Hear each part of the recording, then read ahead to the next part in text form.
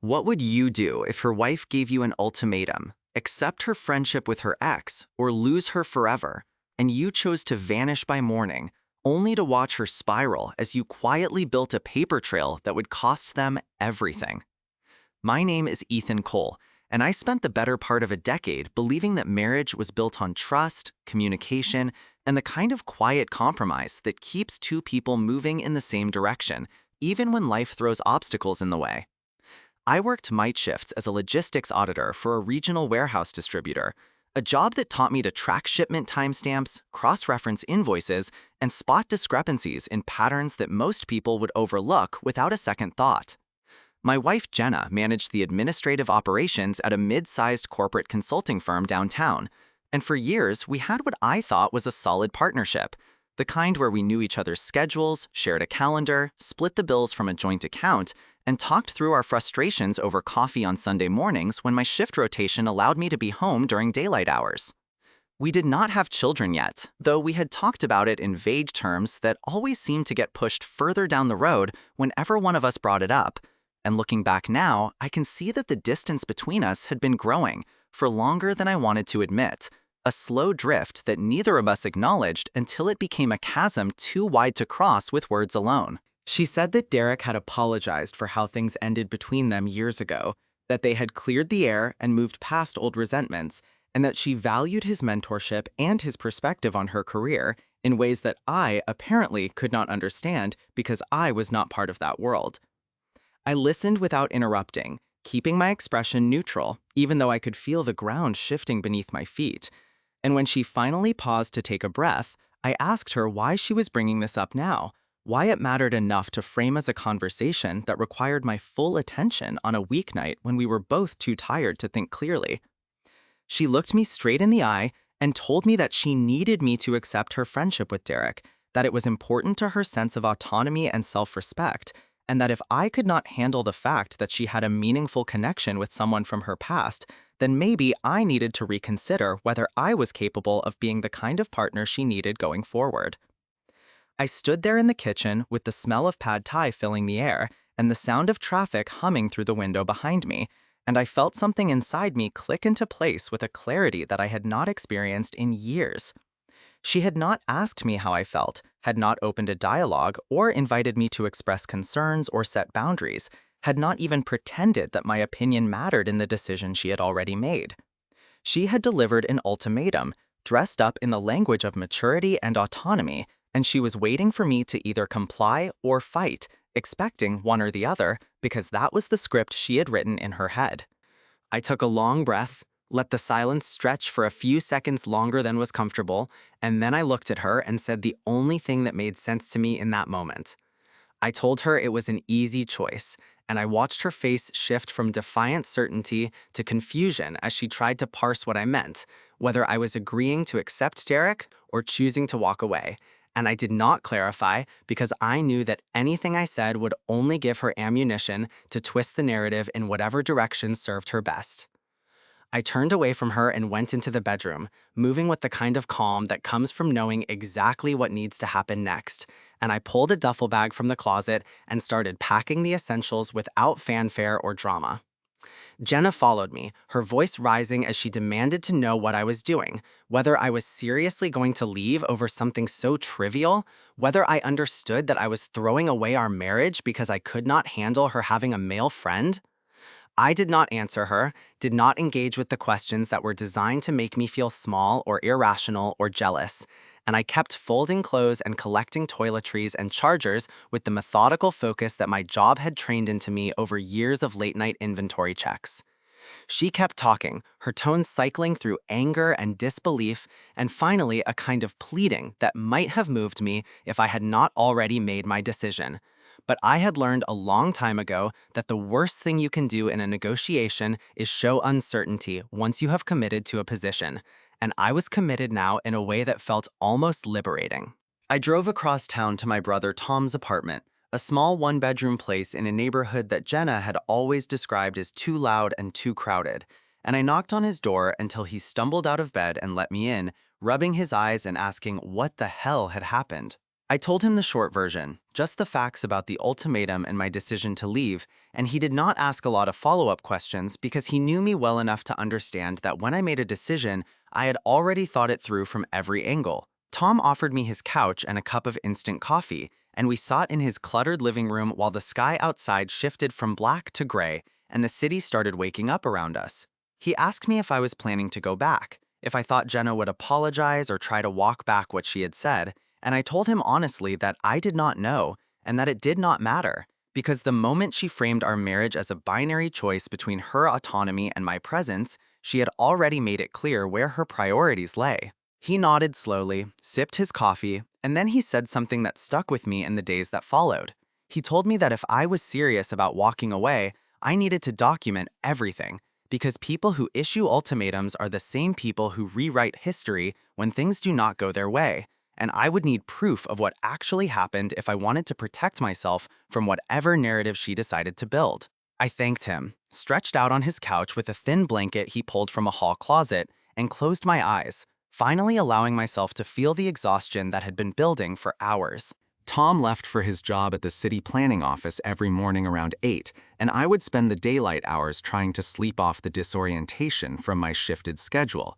my body still calibrated to night shifts, even though I had called in to take a few personal days so I could figure out what came next without the added burden of pretending everything was fine while I audited shipping manifests in a fluorescent-lit warehouse.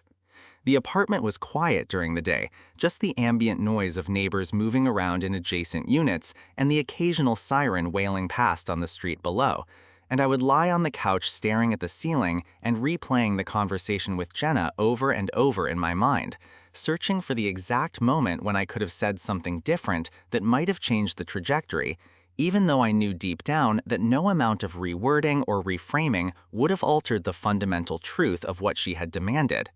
My phone continued to light up with messages from Jenna throughout those first few days, and the volume and tone of her texts became a kind of data set that I analyzed with the same dispassionate attention I brought to my work, noting the patterns and shifts and escalations that revealed more about her state of mind than any single message could convey on its own. She started with confusion, asking where I had gone and why I was not answering, then moved into frustration as she accused me of overreacting and making a bigger deal out of this than it needed to be, and finally settled into a kind of bargaining mode where she suggested that maybe we both needed space to cool down and that we could revisit the conversation when I was ready to be reasonable. I did not respond to any of it. Not because I was trying to punish her or play some kind of power game, but because I genuinely had nothing to say that would not either escalate the situation into an argument or give her the false impression that I was open to negotiating terms that she had already declared non-negotiable.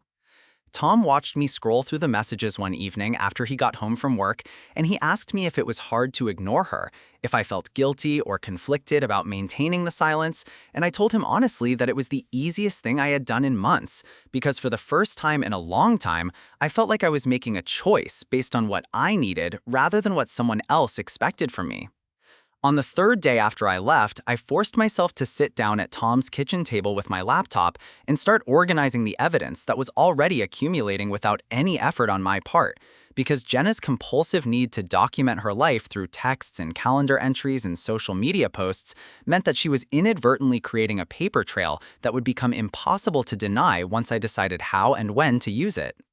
I took screenshots of every text message she had sent me since the night I left, carefully noting the timestamps and the progression of her emotional state, and I realized as I scrolled back through our shared message history that there were gaps and inconsistencies in her explanations for where she had been on certain nights over the past few months, little discrepancies that I had not questioned at the time because I had trusted her, and because questioning your partner's every movement is not the foundation of a healthy relationship. But trust is a currency that loses its value the moment someone demonstrates that they are willing to spend it carelessly, and Jenna had already shown me that she valued her autonomy and her connection with Derek more than she valued the transparency that should have been the bedrock of our marriage. Tom came home on the evening of the fourth day carrying takeout from a burger place near his office, and we sat across from each other at his small kitchen table, eating in a companionable silence that I appreciated more than any attempt at conversation would have provided. He finally spoke up as he was finishing his fries, asking me if I had a plan or if I was just waiting to see what Jenna would do next, and I told him that I was still in the information gathering phase, still trying to understand the full scope of what had been happening while I was working nights and assuming that everything at home was stable. He nodded thoughtfully, wiped his hands on a napkin, and then suggested that I should look at our shared bank account to see if there were any unusual charges or patterns that might give me a clearer picture of where Jenna had actually been spending her time, because in his experience, people who were hiding something always left financial breadcrumbs whether they realized it or not. I had not thought to check the account because I had never felt the need to monitor Jenna's spending, but Tom's suggestion made a kind of logical sense that appealed to the analytical part of my brain. So I pulled up the banking app on my laptop and started scrolling through the transaction history from the past 3 months. It did not take long to find the first anomaly, a hotel charge from 10 days earlier that had posted to our shared credit card under Jenna's name, but with a reservation detail that listed Derek Hale as the primary guest. And the location was not in Albany, where Jenna had claimed she was attending a client offsite meeting, but rather at a boutique hotel in the city about 20 minutes from our apartment. I stared at the screen for a long moment, feeling a cold clarity settle over me as I cross-referenced the charge date with our shared family calendar and confirmed that Jenna had marked March 9th and 10th as a work trip to Albany, a detail she had mentioned casually over breakfast a few days before she left. And I had not questioned it, because why would I question something that seemed so routine and ordinary? The hotel charge was not the only discrepancy, though it was the most glaring one, and as I scrolled further back, I found a pattern of late-night meal charges at restaurants that Jenna had never mentioned. All of them paid from our joint account, and all of them clustered around dates when she had told me she was working late on committee projects or team-building events that required her to stay at the office past normal hours. I took screenshots of the hotel charge and the meal receipts, saving them into the same folder where I had been collecting the text messages, and I felt a strange sense of detachment as I worked through the data, as if I were analyzing someone else's life rather than my own. Tom came over to look at the screen, leaning over my shoulder and letting out a low whistle when he saw the hotel charge with Derek's name attached to it, and he asked me if I was okay, if I needed to take a break, or talk through what I was feeling. The second time Nina had seen them together was at a wine bar near Jenna's office, and she had walked past the window on her way to meet another friend and had glanced inside and seen Jenna and Derek sitting close together at a small table, their heads bent toward each other in a way that suggested intimacy rather than professional collaboration, and Nina had paused for just a moment before deciding not to go in and interrupt because something about the scene had felt private in a way that made her uncomfortable. The third time was in late March, just a week or so before I had left, and Nina had been leaving a late yoga class when she saw Jenna and Derek getting into the same car in the parking garage adjacent to the studio, and Jenna had been laughing at something Derek had said, and he had put his hand on the small of her back as he opened the passenger door for her, a gesture that struck Nina as far more familiar than what you would expect between colleagues or even casual friends. Nina told me all of this in a measured tone that suggested she had been carrying the weight of these observations for weeks and was almost relieved to finally share them with someone, even if that someone was the husband who had been kept in the dark while his wife cultivated a relationship that clearly extended beyond the boundaries of appropriate professional conduct. I asked Nina why she had not said anything to me before now, why she had not reached out to let me know what she was seeing, and she looked down at her hands and said that she had struggled with that question herself, that she had thought about calling me or finding a way to casually mention it the next time we all got together, but that ultimately she had convinced herself that it was not her place to interfere in someone else's marriage, and that maybe there was an innocent explanation that she was not aware of.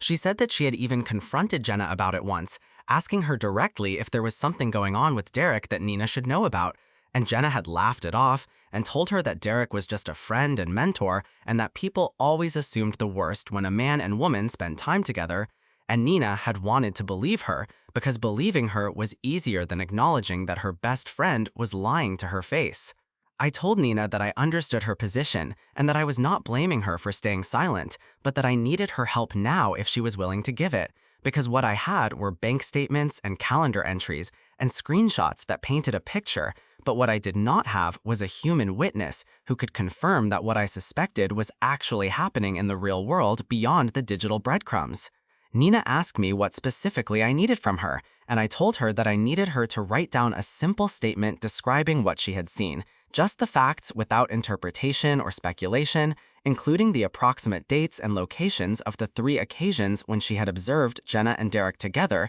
in ways that suggested their relationship was more than professional. She hesitated, clearly understanding that putting something in writing would make it real and permanent, and would likely damage or destroy her friendship with Jenna, and I could see the conflict playing out across her face as she weighed loyalty against honesty. I did not push her, did not try to guilt her or manipulate her into making a choice that she was not ready to make, because I knew that coerced testimony was worse than no testimony at all, and I simply sat there and waited while she worked through the decision on her own timeline. Finally, she pulled a small notebook out of her purse, the kind that people use for grocery lists and quick reminders, and she wrote out a brief paragraph in careful handwriting, dating it and signing it at the bottom before tearing out the page and sliding it across the table to me. I read the statement twice, noting that she had included all 3 sightings with approximate dates and locations, and that she had phrased everything in neutral observational language that simply described what she had seen without making accusations or drawing conclusions. At the bottom, she had written, "I saw Jenna and Derek dining together on 3 occasions in March, and their behavior suggested a level of familiarity and intimacy that went beyond what I would expect from colleagues or casual friends." And then she had signed her name and added the date. I folded the paper carefully and put it in my wallet, thanking her for her honesty and her willingness to help me understand what had been happening while I was working nights, and trusting that my wife was where she said she was. And Nina nodded slowly and said that she hoped I would do whatever I needed to do to take care of myself, because Jenna had made her choices and I deserved to make mine without guilt or second guessing. We finished our coffee in a silence that was heavy with unspoken thoughts, and when we finally said goodbye outside the cafe, I had the sense that I had just witnessed the end of a friendship that had lasted more than a decade, because Nina had chosen truth over loyalty, and that choice would have consequences that neither of us could fully predict. I walked back to Tom's apartment in the late afternoon light, turning over everything Nina had told me and trying to fit it into the larger pattern that was emerging from all the evidence I had collected over the past week. The hotel charge and the calendar conflict and the deleted draft invitation were all circumstantial in isolation, but when combined with Nina's eyewitness account, they formed a narrative that was both undeniable and damning. A story of deliberate deception that Jenna had constructed and maintained while simultaneously demanding that I trust her and accept her friendship with Derek without question or reservation. I spent the rest of that evening sitting on Tom's couch with my laptop open, methodically combing through every calendar entry from the past 6 months and cross-referencing them against the bank statements and credit card charges that I had already downloaded and organized into a spreadsheet. The work was tedious, but also strangely satisfying, because it gave me a sense of control in a situation where I had felt powerless for weeks without even realizing it. And as I worked, I began to see patterns that I had not noticed before. Clusters of late nights and unexplained expenses, and vague calendar entries that all seemed to coincide with times when Derek would have been in town or available. I found another deleted draft buried in the metadata, this one from February, titled simply Dinner, D, with a note that said, "New place near the office." And I found a series of meal charges from a restaurant I had never heard of that all posted on dates when Jenna had told me she was working late on a committee project that required evening sessions. The evidence was piling up in a way that left no room for innocent explanations or misunderstandings, and by the time I finally closed my laptop and tried to sleep, it was well past midnight, and I had the grim satisfaction of knowing that I had built a case that could not be easily dismissed or explained away. She apologized for calling so early, and then immediately launched into what she needed to tell me, saying that she had not been able to sleep after the dinner because she kept thinking about Jenna's reaction and the way the story had fallen apart so quickly under even the most basic scrutiny, and that she had realized she owed me the truth about something she had witnessed, but had convinced herself was none of her business until yesterday's events made it clear that staying silent was actually enabling Jenna's deception. I sat up and rubbed my eyes and told her to take her time and that I appreciated her reaching out. And she took a deep breath and said that she had seen Jenna with a man at a hotel bar in early March, not just passing through or having a quick professional drink, but sitting together at a corner table for over an hour in a way that looked intimate and deliberate, and nothing like the casual colleague relationship that Jenna had been describing to everyone. Linda explained that she had been meeting a friend for drinks at the same hotel on the evening of March 10th, which was the exact date that matched the credit card charge I had found and the deleted calendar entry that had said weekend away. And she had arrived early and was waiting in the lobby when she spotted Jenna and a man she did not recognize sitting at a table in the bar area that was partially visible through the glass partition that separated the lobby from the lounge. She said that she had sent Jenna a text later that evening saying something vague about having been downtown and hoping Jenna's evening was going well, fishing for information without directly accusing her of anything. And Jenna had responded with a short message saying she had been working late and was exhausted and was just heading home, which Linda now realized was a complete lie, since she had literally watched Jenna sitting in a hotel bar with another man at the exact time she was claiming to be working. I asked Linda if she would be willing to describe what she had seen in writing, the same way I had asked Nina to document her observations, and there was a long pause on the other end of the line before she said yes, that she would do that because she had lost a lot of sleep over the past few weeks, feeling guilty about keeping quiet, and because she believed that I deserved to know the truth, even if it was painful. She said that she had always liked me and thought I treated Jenna well, better than Jenna probably deserved given how she had been behaving, and that watching Jenna manipulate the narrative and play the victim while I maintained my dignity and silence had finally pushed Linda past the point where family loyalty could override basic honesty. We agreed to meet later that afternoon at the same cafe where I had met with Nina, and Linda said she would bring a written statement and would be willing to answer any questions I had about what she had witnessed, though she admitted that the hand-holding moment was the detail that had stuck with her most clearly because it was so unambiguous in its meaning. Linda said that she understood and that she would support whatever decision I made, though she warned me that Jenna was going to be furious when she found out that Linda had talked to me and had provided a written statement, and that I should be prepared for Jenna to lash out and try to turn other family members against both of us. We talked for another hour about the broader situation, and Linda shared some observations about Jenna's behavior over the past 6 months that she had noticed but had not connected to anything specific until now. Small things, like Jenna being more secretive about her phone and more defensive when people asked casual questions about her schedule, and more focused on her appearance in a way that suggested she was dressing for someone rather than just maintaining professional standards. Linda said that in retrospect, all of these details formed a pattern that was obvious once you knew what you were looking for, but that at the time, each individual instance had seemed innocuous enough that it did not trigger any alarm bells, and she felt guilty now for not paying closer attention or asking harder questions when things first started to feel off.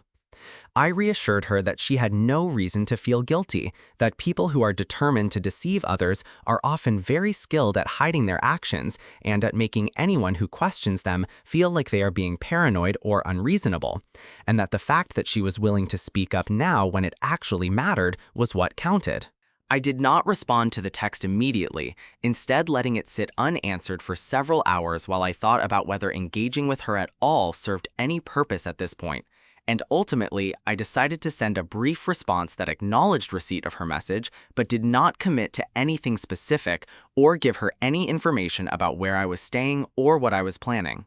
My response was deliberately minimal, just 3 words that I knew would convey everything I needed to say without giving her any opening to start a longer conversation or to try to manipulate me into a position of defending myself or explaining my actions. I typed, "Who are you?" and hit send, and then I turned off my phone's notifications and went to bed knowing that those 3 words would probably provoke more confusion and frustration than any lengthy explanation or accusation could have achieved, because they implied that the person she had revealed herself to be through her actions was so fundamentally different from the person I had thought I married that I no longer recognized her or felt any obligation to engage with her attempts to manage the fallout. Tom saw the message before I turned off the screen, and he let out a low whistle and said that was probably the most devastating response I could have given. And I agreed, but said that it was also the most honest one, because I genuinely did not know who this woman was who could look me in the eye and demand that I accept her friendship with her ex while simultaneously carrying on a relationship that she knew would destroy our marriage if I ever found out about it. The days following my brief response to Jenna's text were marked by an escalating series of attempts on her part to regain control of the narrative, and I watched from a distance as she cycled through increasingly desperate strategies that ranged from angry accusatory messages claiming I was being childish and refusing to communicate like an adult, to pleading voicemails where her voice cracked with what might have been genuine emotion or might have been calculated performance, to finally a series of texts where she suggested that perhaps we both needed therapy or mediation to work through our communication issues and rebuild the trust that had somehow been damaged. The fact that she characterized the situation as a mutual communication problem rather than acknowledging her own deliberate deception told me everything I needed to know about whether she was capable of the kind of honest reckoning that would be necessary for any kind of reconciliation, and I continued to maintain my silence while methodically working through the remaining gaps in the evidence trail that I had been building for the past 2 weeks. One piece that was still missing from the complete picture was definitive proof that could tie Derek specifically to the hotel charge in a way that went beyond just his name appearing on the reservation, because I knew that Jenna could potentially claim that she had used his corporate booking for some innocent reason, or that the charge was a mistake or a billing error if I did not have something more concrete that established his physical presence at the hotel during the time period in question. One piece that was still missing from the complete picture was definitive proof that could tie Derek specifically to the hotel charge in a way that went beyond just his name appearing on the reservation, because I knew that Jenna could potentially claim that she had used his corporate booking for some innocent reason, or that the charge was a mistake or a billing error if I did not have something more.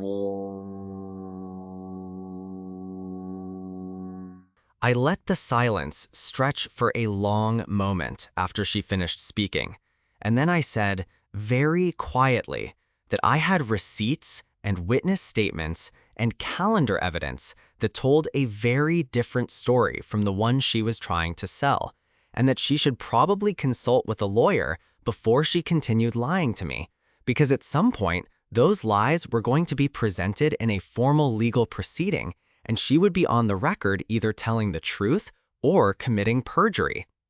The line went dead silent for several seconds, and I could hear her breathing on the other end, quick and shallow, like someone who has just received shocking news and is trying to process the implications. And when she finally spoke again, her voice was small and uncertain in a way I had never heard before.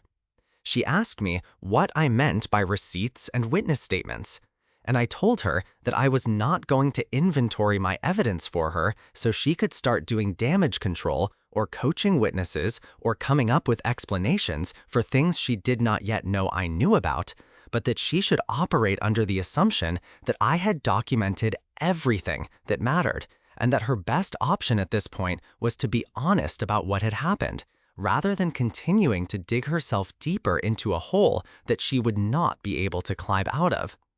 She started to say something else, but I ended the call before she could finish, not out of cruelty, but out of a recognition that continuing the conversation would only give her more information to work with, and would potentially undermine the advantage I had built by maintaining operational security around exactly what evidence I possessed. Tom had been listening to my side of the conversation from the kitchen where he was making dinner, and when I set down my phone, he came over and asked me if I felt okay about how I had handled it, whether I thought I had said too much or not enough. I told him I thought I had calibrated it correctly, giving Jenna just enough information to understand that I was not bluffing about hiding evidence, but not so much that she could start building counter-narratives or attempting to discredit specific witnesses or documents. He nodded and said that it sounded like things were moving towards some kind of confrontation or resolution, and he asked me if I had given any more thought to what I actually wanted the outcome to be, whether I was hoping for an apology or an admission of guilt, or simply a clean break that would allow both of us to move on with our lives. I admitted that I was still working through that question myself, that part of me wanted Jenna to have to face the full weight of what she had done in some kind of public or semi-public setting where she could not hide behind excuses or rationalizations, but that another part of me was tired of carrying the emotional weight of all this detective work and just wanted it to be over so I could start rebuilding a life that was not defined by her betrayal. I considered various approaches to obtaining that confirmation, from confronting him directly to finding a way to put him in a position where he would have to make statements on the record, but ultimately I decided that the evidence I already had was sufficient to establish the pattern of behavior that mattered, and that attempting to involve Derek more directly at this stage would risk escalating things in unpredictable ways that might work against me. The decision to formalize my complaint against Derek through official channels rather than continuing to gather evidence in silence came to me on the morning of the 15th day after I had walked out, and it arrived not as a sudden revelation, but as a gradual crystallization of the understanding that I had reached the point where further observation would yield diminishing returns, and that the most effective next step would be to introduce institutional pressure that neither Jenna nor Derek could control or deflect through charm or explanation.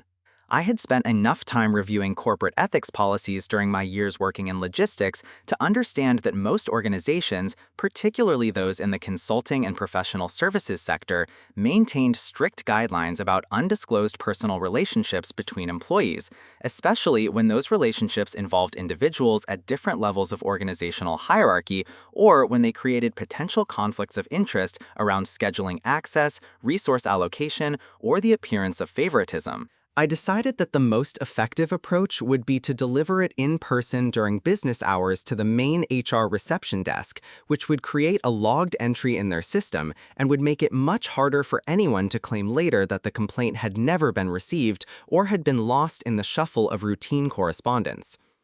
I drove to Jenna's firm the following afternoon during the lunch hour when I knew the building would be busy with people coming and going, and I parked in the visitor lot and walked into the lobby carrying a manila envelope that contained the complaint letter and all the supporting documentation. The building was a modern glass and steel structure in the business district, the kind of place that projected success and efficiency through its architectural choices. And I took the elevator up to the 4th floor where the HR department was located according to the directory in the lobby. The reception area was staffed by a young man who looked up from his computer as I approached and asked how he could help me, and I told him that I needed to file a formal ethics complaint and that I had documentation that needed to be submitted to the appropriate department head.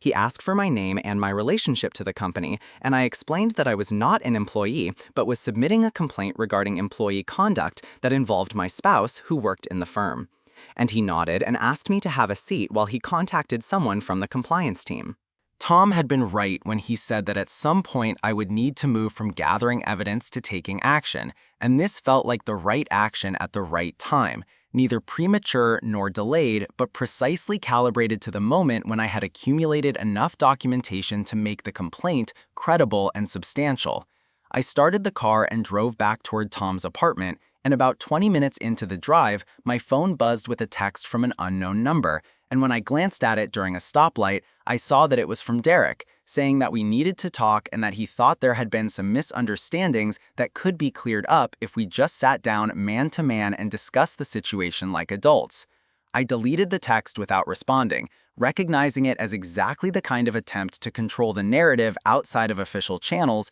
that people make when they realize that official channels are about to become very interested in their conduct. And I felt a cold satisfaction knowing that whatever Derek thought he could accomplish through a private conversation was already irrelevant, given that HR now had a logged complaint with a case number and supporting documentation that would require formal investigation regardless of whether Derek and I ever spoke. The other HR staff member was taking notes throughout this exchange, And I noticed that she was writing down specific phrases and details that Claire seemed to emphasize through her questions, suggesting that they were building a record that would need to withstand scrutiny if Derek or Jenna attempted to challenge the findings through internal appeals or legal action. Claire then shifted to questions about the witness statements from Nina and Linda, asking me to describe the circumstances under which each of them had provided their observations and whether I had pressured or incentivized them in any way to provide statements that supported my version of events. I explained that Nina had been troubled by what she had witnessed for weeks before I ever contacted her, and that she had volunteered the information after I asked her a general question about whether she had noticed anything unusual about Jenna's behavior or social activities, and that Linda had reached out to me proactively after the family dinner, where Jenna's calendar discrepancies had become apparent, and had offered to document what she had seen at the hotel bar because she felt that continued silence would make her complicit in the deception. Claire asked if either Nina or Linda would be willing to speak directly with HR if that became necessary for the investigation, and I told her that I believed both of them would cooperate if contacted, but that I had not asked them to commit to formal interviews because I had not wanted to put them in a position where they felt obligated to participate beyond providing their written statements. He tried to interrupt, but I continued, saying that the evidence of their relationship was documented and witnessed, and that his attempts to characterize it as innocent mentorship were insulting to my intelligence and to the intelligence of anyone who reviewed the timeline and the deleted calendar entries and the hotel records. I told him that I had been working night shifts and trusting that my wife was where she said she was, while the two of them were using company resources and my credit card to conduct their affair, and that his decision to reach out to me now suggested he was more worried about the professional consequences he was facing than about any genuine desire to make things right. Derek's expression hardened at that, and he said that I was making a lot of assumptions based on circumstantial evidence, and that I was going to regret escalating this to the point where it could damage careers and reputations over what might have been nothing more than a close friendship that I had chosen to interpret in the worst possible light. I smiled at that, not because I found anything amusing, but because his response confirmed exactly what I had suspected, that he viewed the problem primarily as one of perception and interpretation rather than as a matter of actual conduct that had violated clear policies and clear boundaries. I read each message as it came in, but did not respond to any of them, maintaining the silence that had become my most effective tool for forcing her to confront the reality of the situation without giving her opportunities to manipulate the narrative or extract information about what evidence I possessed or what outcomes I was pursuing. By the time the messages stopped coming, it was nearly midnight, and the final text in the series was markedly different in tone from all the others, shorter and more defeated, saying simply that she understood now that I really meant what I had implied when I had asked her who she was, that she had lost me in some fundamental way that could not be undone through words or gestures. I felt no satisfaction reading that acknowledgement because it was still framed in a way that made her the victim of loss, rather than the architect of destruction, still positioned her as someone to whom something had happened, rather than someone who had made deliberate choices that had inevitable consequences, and I recognized that even in her moment of apparent clarity, she was incapable of accepting full responsibility for the situation we were now both navigating. The HR compliance meeting that would serve as the formal resolution of the investigation was scheduled for 10 o'clock on the morning of the 18th day after I had filed the original complaint, and Claire Harding had called me the previous afternoon to inform me that while I would not be present for the actual proceedings since they involved personnel matters that were confidential to the organization, she wanted me to be available by phone in case any final questions arose that required clarification from the complainant. I added that I would be filing for divorce within the week and that all future communication should go through my attorney.